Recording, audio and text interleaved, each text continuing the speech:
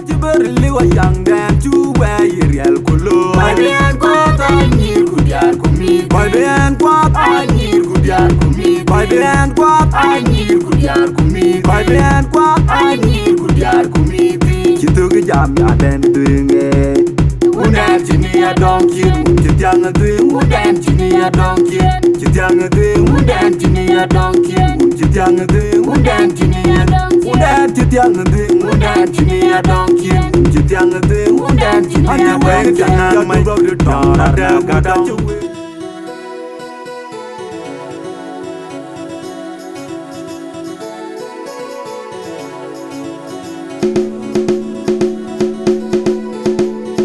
Ayang jongole, time jongole, ayang ajuai wodeng nyan kaya cina diel. Ajuwe ya bijure ayo cika.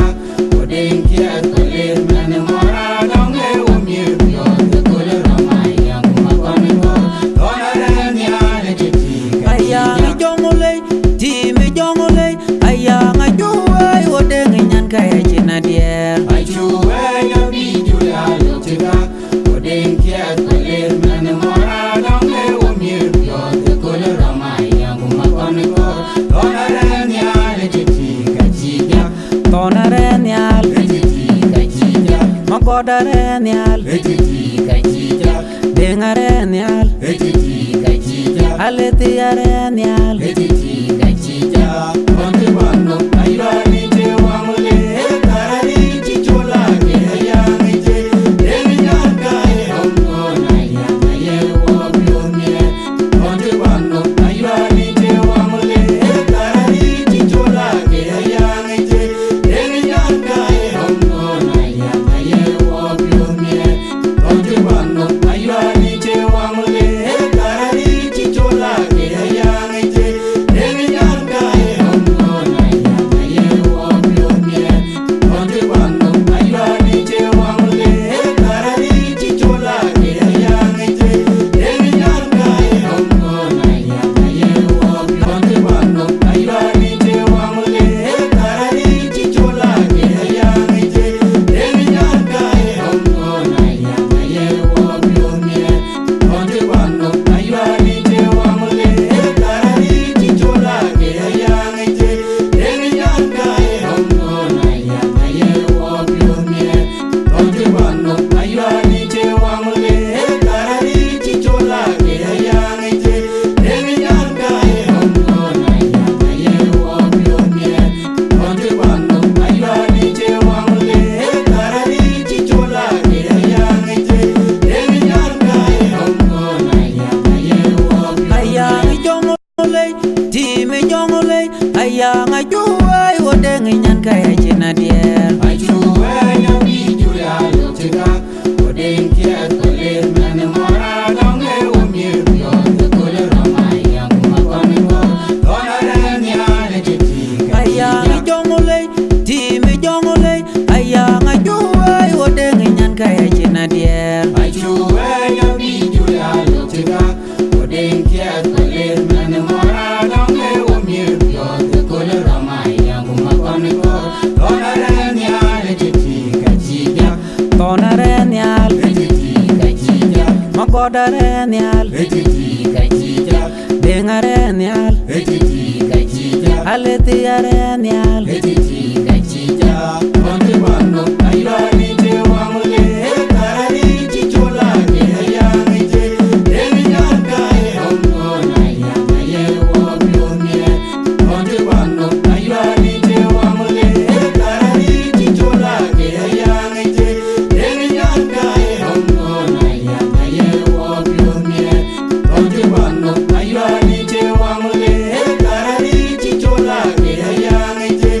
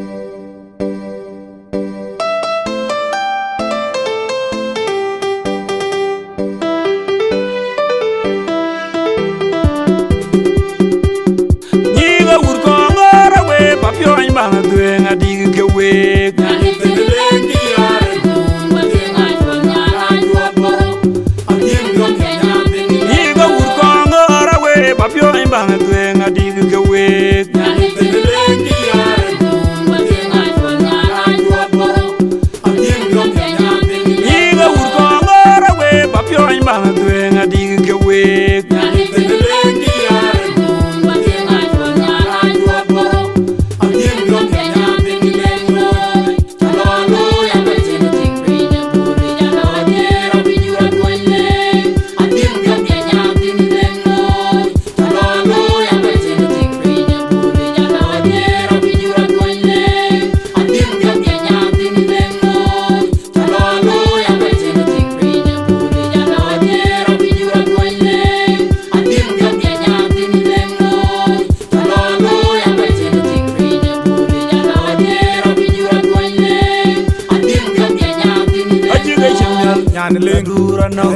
Ajiga chemyal nyan le dura na elenga ajiga chemyal nyan le dura na elenga ajiga chemyal nyan le dura na elenga ajiga chemyal nyan le dura na elenga ajiga chemyal nyan le dura la elenga ajiga chemyal nyan le dura na elenga ajiga chemyal nyan le dura na elenga ajiga chemyal nyan le dura na elenga ajiga chemyal nyan le dura na elenga ajiga chemyal nyan le dura na elenga ajiga chemyal nyan le dura la elenga bienga lengi yare no matien achonya na joporo atiem kenya tingilengo chalo ya bachine tingpinye puri jana diera bijura twele atiem kenya tingilengo chalo ya bachine tingpinye puri jana diera bijura twele atiem kenya tingilengo chalo ya bachine tingpinye puri jana diera bijura twele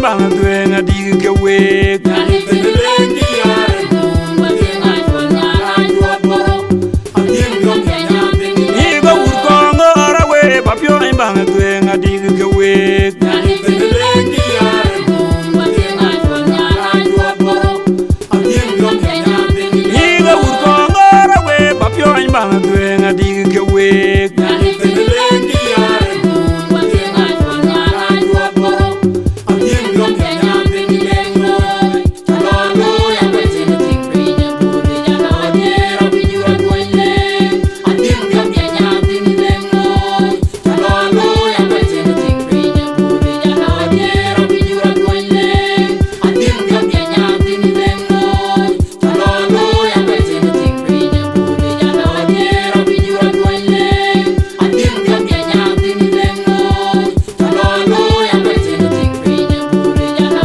diera bijura twele atiem kenya tingilengo Ajiga chemyal nyan le dura na elenga ajiga chemyal nyan le dura na elenga ajiga chemyal nyan le dura na elenga ajiga chemyal nyan le dura na elenga ajiga chemyal nyan le dura na elenga ajiga chemyal nyan le dura la elenga ajiga chemyal nyan le dura na elenga ajiga chemyal nyan le dura na elenga ajiga chemyal nyan le dura na elenga ajiga chemyal nyan le dura na elenga ajiga chemyal nyan le dura na elenga ajiga chemyal nyan le dura la elenga bienga lengi yare no matien achonya na joporo atiem kenya tingilengo chalo ya bachine tingpinye puri jana diera bijura twele atiem kenya tingilengo chalo ya bachine tingpinye puri jana diera bijura twele atiem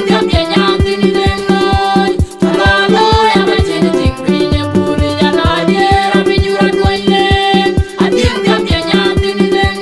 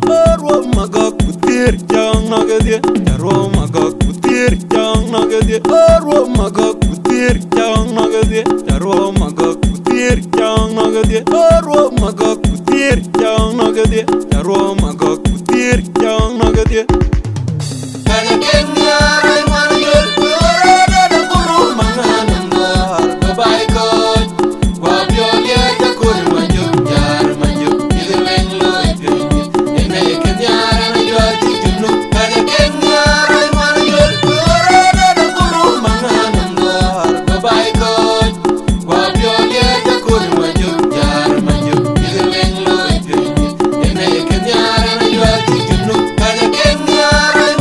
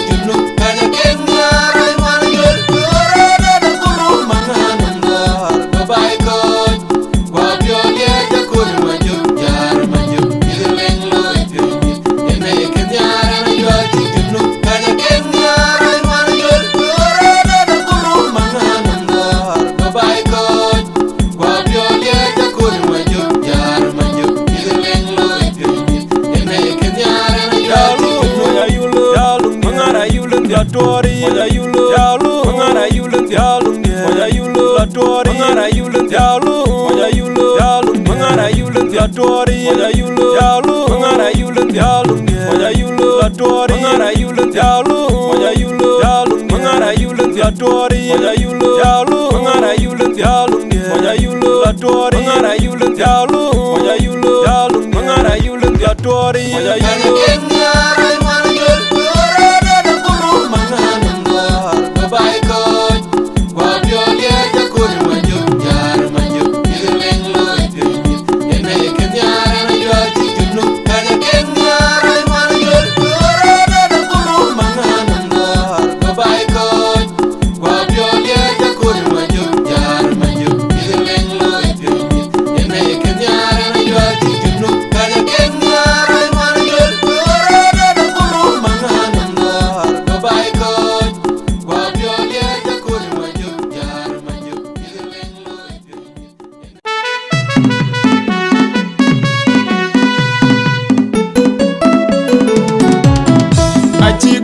che kwal ku ga chelim denge ake kidia ton kwana ipanda achi kudu ga che kwal ku ga chelim denge ake kidia ton kwana ipanda chi kalcha daga jam kuloi de kwana biet ran china dier pande Melbourne panada lai daga pes kusidini upane tiang manyaloi kapet kaya gajiri kendera den yung kuda kiri kaljang wanguleda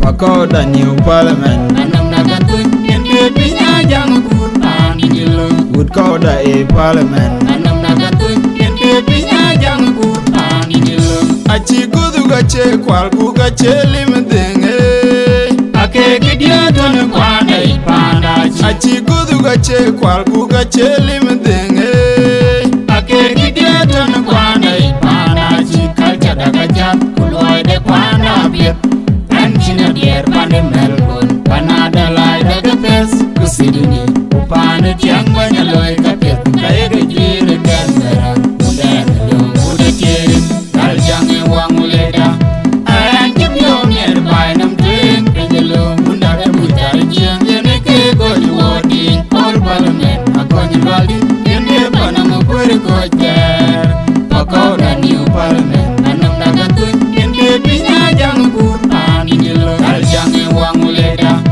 anjim yom yer bai nam tuing penjelum undar butar jiang yene ke goju woding all parliament akonyi baldi yene panam kwere kojer pakoda new parliament anam daga tuing yene pinya jang kur ani jelo kal jange wang uleda anjim yom yer bai nam tuing penjelum undar butar jiang yene ke goju woding all parliament akonyi baldi yene panam kwere kojer pakoda new parliament anam daga tuing yene pinya jang kur ani jelo pakoda new parliament anam daga tuing yene pinya jang kur ani jelo wood koda e parliament anam daga tuing yene pinya jang kur ani jelo achi kudu gache kwal ku gache lim denge ake gidia ton kwana ipanda chi achi kudu gache kwal ku gache lim denge ake gidia ton kwana ipanda